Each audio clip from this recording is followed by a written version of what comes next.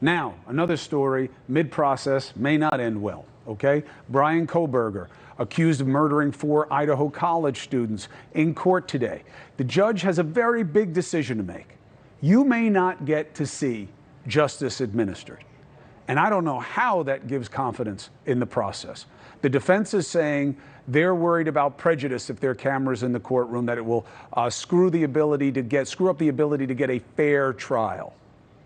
Prosecution and defense supposedly don't want cameras in the courtroom.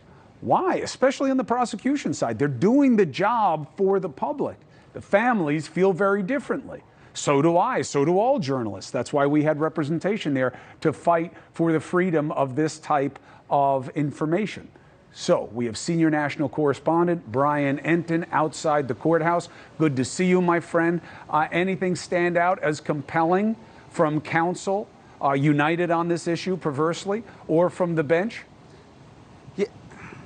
I mean, I wasn't that surprised by the prosecution and defense because I read their motions ahead of time. You mentioned it. Defense doesn't want cameras. Prosecution doesn't want cameras because they say that they feel like the witnesses might feel nervous to testify in front of a camera. What I was surprised by, Chris, was how vocal the judge was today. He talked the entire time, and he does not seem to really be a fan of cameras at all, and he doesn't seem to be a fan of the media in this case in particular, feeling like they've sort of slanted things, like the cameras aren't a good idea. He talked about other high-profile cases. He talked about the O.J. Simpson case, said that he felt like the cameras made that a circus, and he doesn't want his courtroom to turn into a circus. Boy, oh boy, are they all missing the main point here that certainly resonates with the families. Of course, they're going to want access because they're the most tied to the victimization here, but they're all doing the job for justice, and that's for the community as much as it is for their own sense of their personal integrity in this purpose.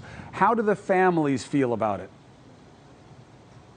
The families want the cameras, Chris, at least 2 of them. I spoke to Steve Gonzalez. He's the father of Kaylee Gonzalez. Super frustrated, feels like the whole process has been secretive from the beginning, wants transparency, doesn't understand why the prosecution is now fighting against cameras. Listen to what he told me. The community needs to determine who this individual is. You cannot ask for the community to do the death penalty without their vision, without their support, without their understanding of all the aspects of the case.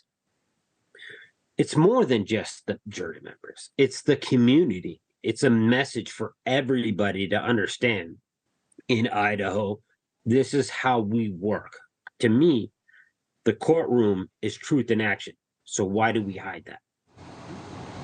Amen, amen. I think the concern here, Chris, is yeah, and the judge is concerned about the camera, saying it could add to a circus-like atmosphere. But if there's no camera, you're going to have people running wild on the internet saying what happened, what Kohberger looked like, what it was like in the courtroom, making stuff up. You know how it is on social media. The camera will control that.